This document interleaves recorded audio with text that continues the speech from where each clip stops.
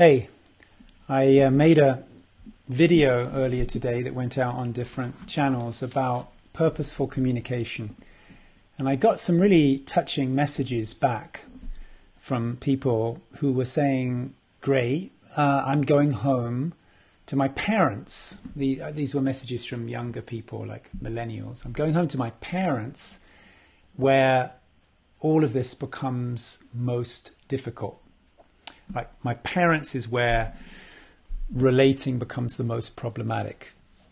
And that's true for a great majority of people, that the relationships where we're most likely to hold on to resentment and kind of a bottled love is with our parents. So in this video, I'm going to share with you 5 tried and tested tips, which I've used very successfully with my own father, but I've also passed on to hundreds of people that can allow you to make this holiday season a time when you can have maybe the greatest healing and intimacy and forgiveness with your parents that you've ever had. So this is going to take a few minutes. You know, if everything's great with your parents, enjoy the holidays. If you feel that you could use a little booster for how to make sure that your connection with your parents this year is fantastic, then this will take a few minutes, because it's not a quick thing to deliver, but I'm really glad to help out whoever I can here.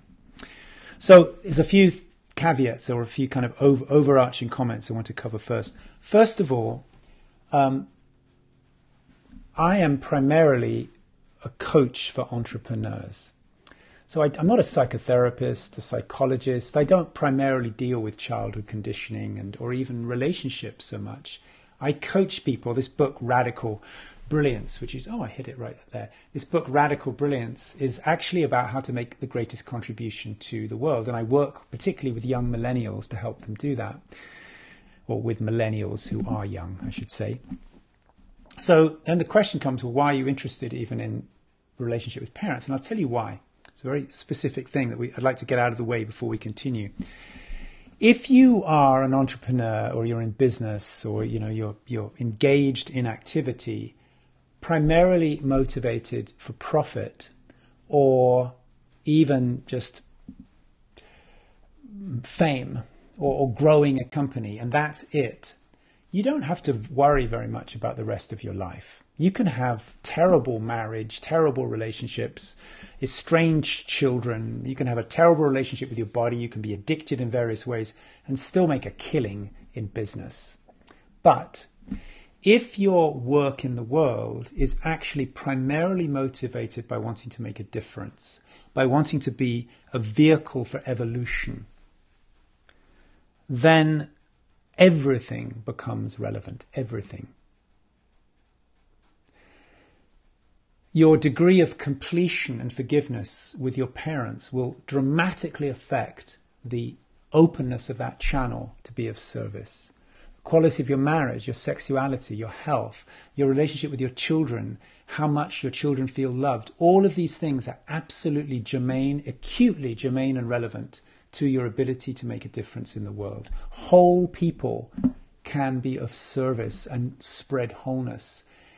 If your personal life is not fully in order, it's going to somehow, in my opinion, it's going to somehow pollute or influence your gift. And that's why I attend to these things sometimes with my clients, not because I'm primarily trying to fix personal wounding, but because it can be incredibly relevant to you making the greatest difference you can. There's a second overarching thing that I'd like to cover before we get into these 5 tips about how you can make this the best time ever with your parents, which is why relationship with parents is often so much more problematic than it is with other people in your life. Imagine that one winter there is a flu epidemic where everybody's getting the flu. Sometimes it happens in a certain week, everybody's got the flu. you're not going to focus a huge amount of energy on who in particular you got it from. If everyone's got it, you're not going to go, where did I get it? It was Joe Smithers at work. He gave me the flu. Joe Smithers, I'm going to get revenge at you. I'm never going to speak to you again, Joe Smithers. You gave me the flu. You breathed in my direction and now look, I'm sick. You don't do that. You go, yeah, we all got the flu. It doesn't really matter who gave it to who. It's it's going around and we're all affected by it. Poor old Joe Smithers, he got the flu. He caught it from Maggie Rogers in the accounting department. Joe gave it to me. I'd probably pass it on to some other people. It's in the air, you see. In just the same way, you and me, human beings, today on planet Earth, we all have access to this great intelligence, this great love, this great universal consciousness that gives us life, that animates us, that allows us to love and to be brilliant and to connect. But we, all of us, to some degree or another, are afflicted by a collective virus of separation. And the symptoms of this collective virus are that we feel judgmental, competitive, we feel revengeful, we feel that the other is speaking and acting from a separate source than what I am. And that separation is really, many people say, many traditions have said, is at the root cause of human suffering. So we're all affected by it to some degree or other. We are all, so a few people have got relatively free of it, but it's very rare. Most people are every day somewhat affected by this virus of separation.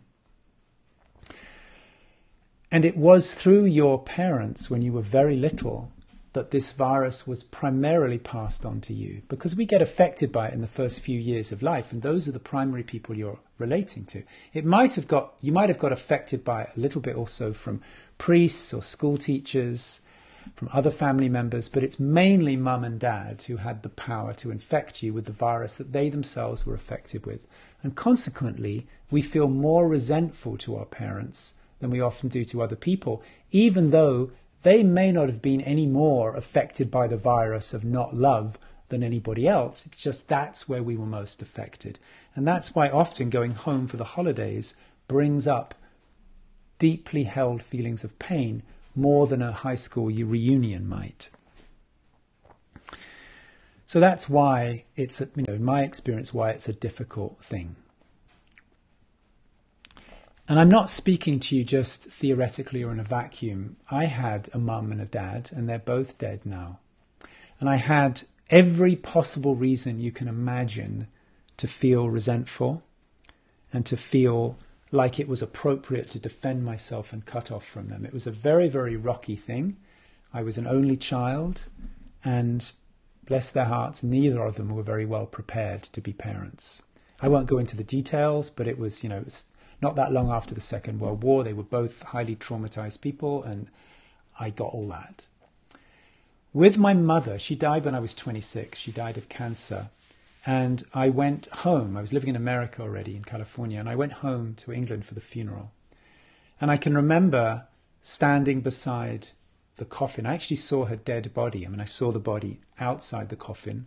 And then I remember being by the coffin and feeling such deep sorrow and regret, because it was only after her death that I could feel, I could feel she didn't mean harm, that she was herself closed, and in that closure, this was all she could do. And then in her death, I felt forgiveness, I felt sorrow, so many things that had not been said, but it was too late. She was a dead body, and there was nothing I could do then to make things complete. It was a terrible feeling. And it took me 10 years of different kinds of therapy after that to come to a feeling of peace with her. Luckily, I learned a lesson from that. And when my father died, when I was 50, so 24 years later, I had learned to prepare for that. And so before he died, I was able to say the things that needed to be said. I was able to bring things to completion. Sometimes in a way that was difficult and felt not intuitive, and sometimes not even kind of authentic or honest. But those were the things that I know needed to be communicated before it was too late. And that's the invitation I want to give to you today. If your parents are alive, and if you are going home for the holidays to be with them, I'm going to give you 5 tips in a moment that could save you a tremendous amount of regret later. I'm going to say one more thing, that some of the suggestions I'm going to give you today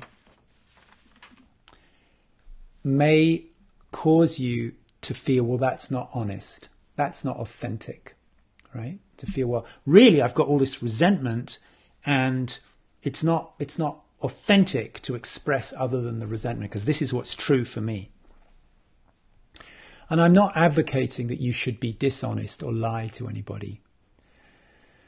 There is a way that you can be truthful with yourself about what you're feeling. And that's what really matters, is that you don't hide things from yourself. You can be honest with yourself about what you're feeling, but you can be purposeful and conscious about what you put into the space so that you can create a future with other people that's the one you want.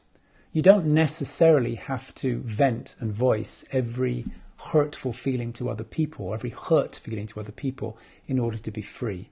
It is important to feel those feelings in yourself, but when it comes to other people, the way you can create the best life for yourself is to make your communication purposeful and leading to the outcome that you most want. So that's for you to do what you want with, you know.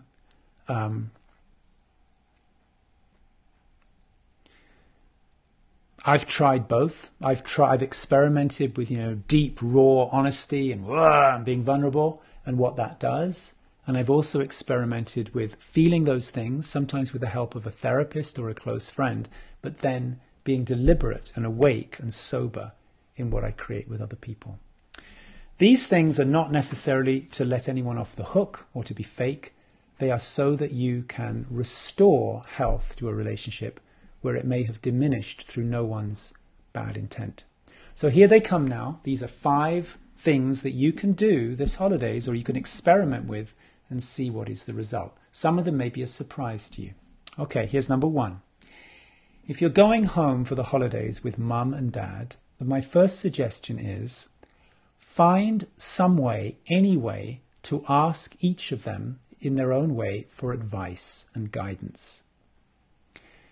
Now that may be difficult. Maybe you feel, well, they messed up on this, they messed up on that. I don't know what your story is, but look for something where you feel mum or dad knows more about this than I do. It might be car repair. It might be a recipe.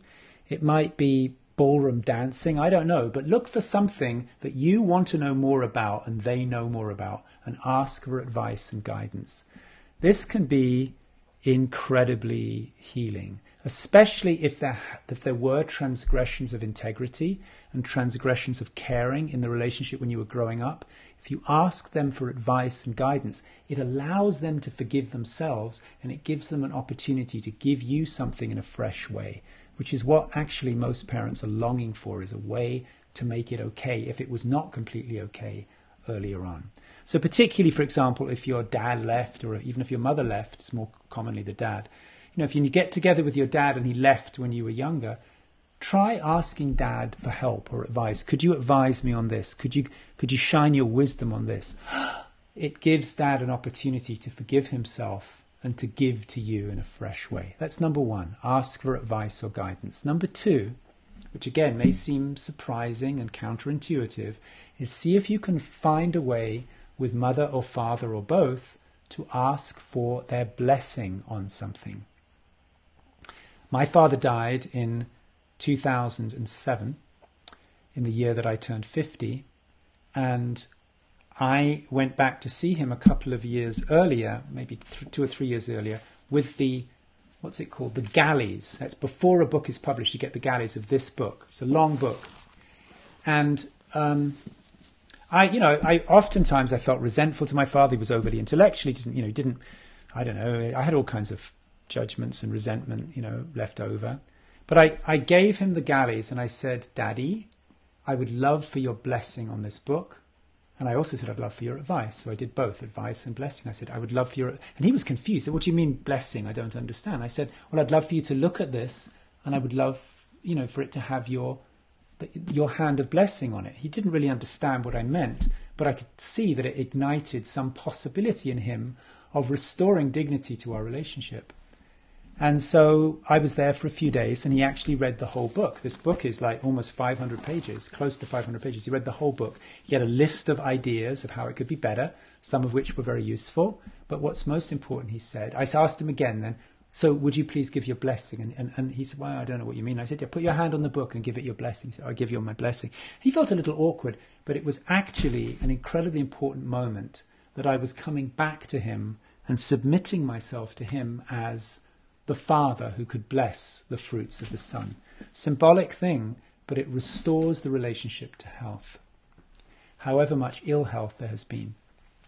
Here's the third tip, is to give thanks. Now, for most of us, we've got a long list of things with our parents that they could have done better. You could have shown up more, you could have been more present, you could have been more kind, you could have been more enlightened, you could have eaten healthier food. There's a long list of things that they could have done better. And often when we go home for the holidays, those things emerge again as pain, and we focus on what we resent or what we just we get impatient about. See if you can seek out those things that they did well. Like with my dad, before he died, I could say to him, thank you for giving me a really good education, paying for it.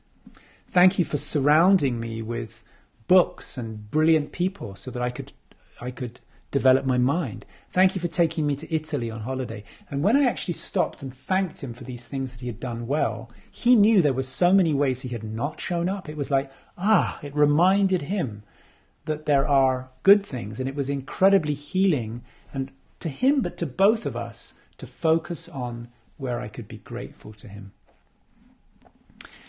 Here's the fourth thing, which again may feel completely counterintuitive, but it restores health.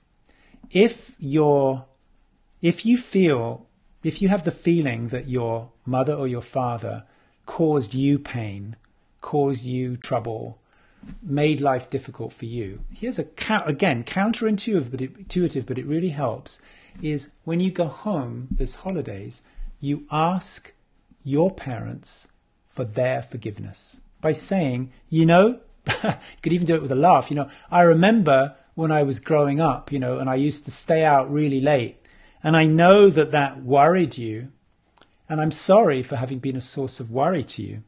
I'm sorry, I know that I almost got expelled from school for, smoking weed, and I'm really sorry for the trouble that caused you. If you can find things to apologize for, it puts your parents in the position of saying, it's okay. And somehow that invites a mutual atmosphere of putting things on the table and forgiveness. And very often your parent will respond by saying, well, that's okay, but I also want to apologize for this. And suddenly you're crying together and holding each other.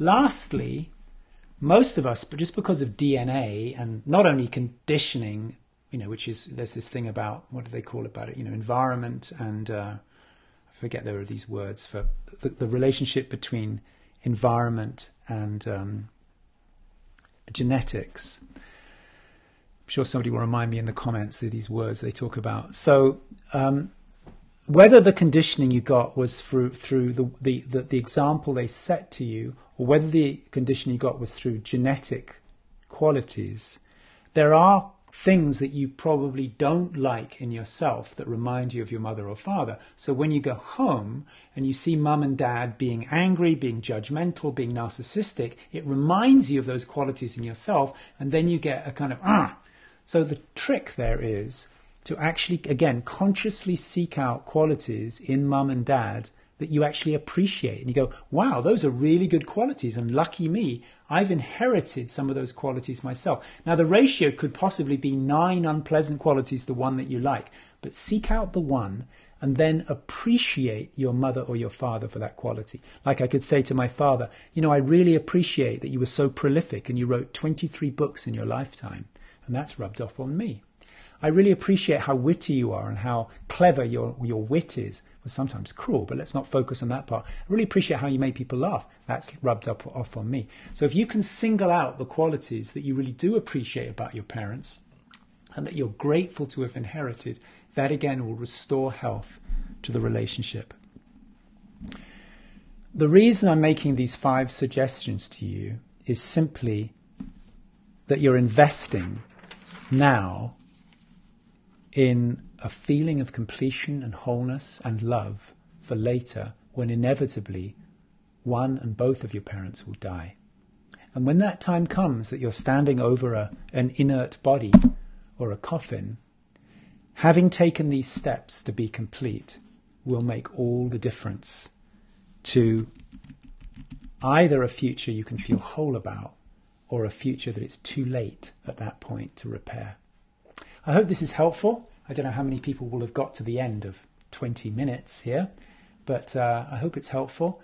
If you think this might help a friend who is nervous about going home for the holidays, please feel free to pass it on. And if you did make it all the way through 20 minutes, thank you so much for spending your time with me. I wish you a really happy holidays and a wonderful opportunity to contribute to the evolution of all of us in the next year to come.